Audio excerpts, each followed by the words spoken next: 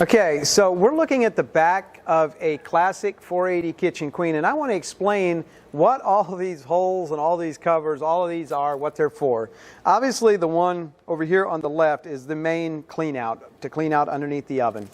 These two are for the water coil, the pressurized water coil, or just our water coil. You'd remove those screws, insert your coil, leave the covers off, and insert the screws again to plug the holes. This is an air inlet.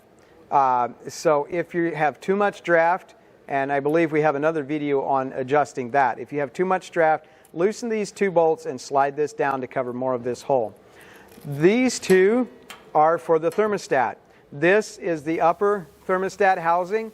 You'll need to use a grinding wheel or a tin snips or something to cut these four little tabs that we left on. Remove this plate.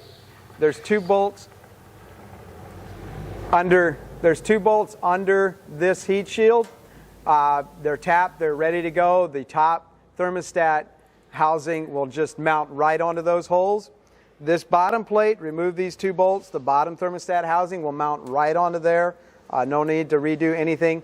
And this is for the shaker grate handle. If you order one with a cast iron shaker grate, the handle will come out of this hole. Hope that's helpful. All of these can be added after the fact. After purchase, you can add the coil, you can add the thermostat, and it is a little bit more to it. It's not something for the faint of heart, but the shaker can also be added after the fact.